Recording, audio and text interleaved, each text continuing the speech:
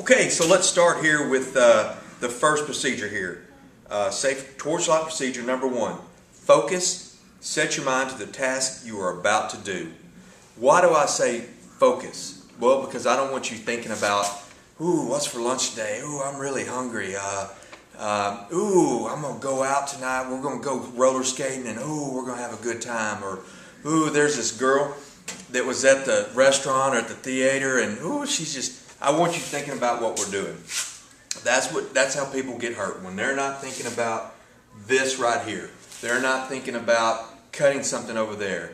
You need to be thinking about this right here, right now, and nothing else.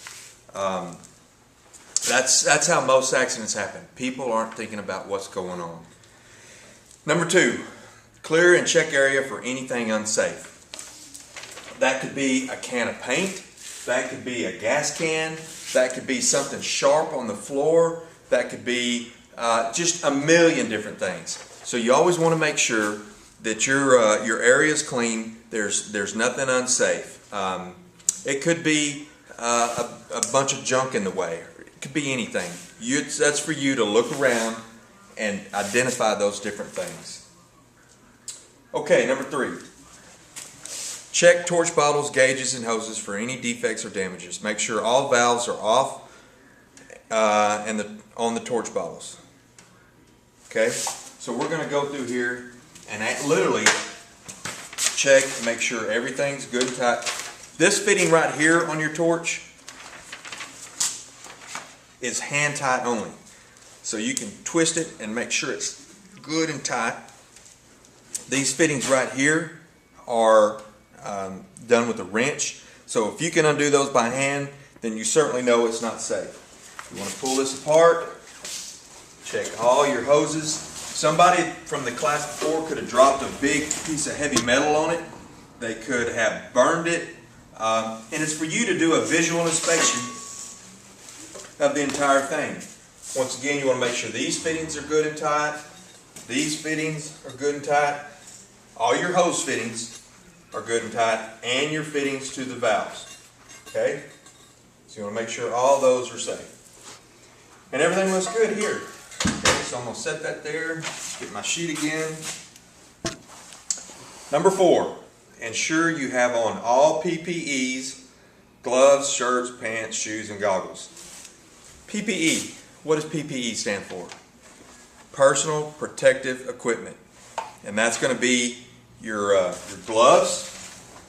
I will put my gloves on now. Good leather gloves. I don't want to see any kind of nylon or plastic gloves. I like wearing these gloves because I have more flexibility. But then there's these gloves that have the long apron on it, the like blacksmith forgeman's gloves. So one of these two kind of gloves you need to wear. Okay? You don't want to burn your hands. You don't want hot metal on your fingers. Shirts. I like wearing these kinds of shirts. They're all cotton. You can wear, I have other shirts in there for you. They're kind of have a leather type texture to it. You don't want to wear anything nylon, poly, anything that's going to melt to you.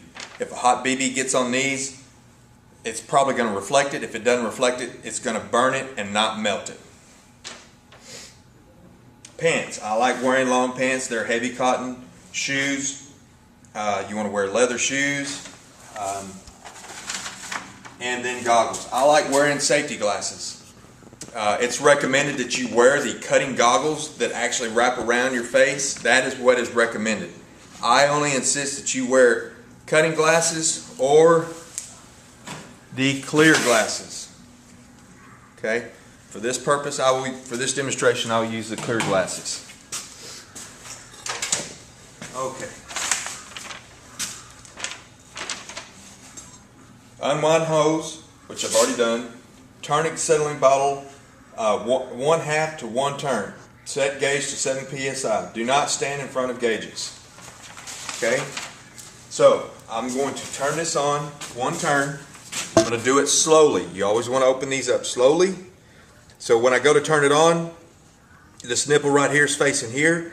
You're going to go all the way around till it's back in that same spot. Okay? And if you don't know which way to turn it on, it says on the bottle, it says open, close, with arrows pointing both ways. There's always a good rule of thumb, righty-tighty, lefty-loosey. So that's on one turn. And then I'm going to set this to 7 psi. To add more pressure, you're going to screw it in till it gets 7 psi. There's two sets of numbers. There's numbers on the outside and there's numbers on the inside. We're going to be working with the numbers that are on the inside. And so I'm turning it in to 7 psi. Anywhere between the 5 and 10. This fuel is called acetylene. Acetylene is a derivative of acetone. You know, the same stuff that you've seen your girlfriend, your mom, your sister, Aunt Susie, all those people clean their fingernails with? That's acetone. Well, this bottle is filled about 1/3 full of acetone. And this bottle is composed of like a cork substance inside of it. It's not solid, it's porous. It allows liquid and vapors to go through it. So they fill it full, about 1/3 full of acetone. They pump about 250 pounds of pressure on it. And over time, that acetone turns into a vapor. So it is turning, that pressure is making that liquid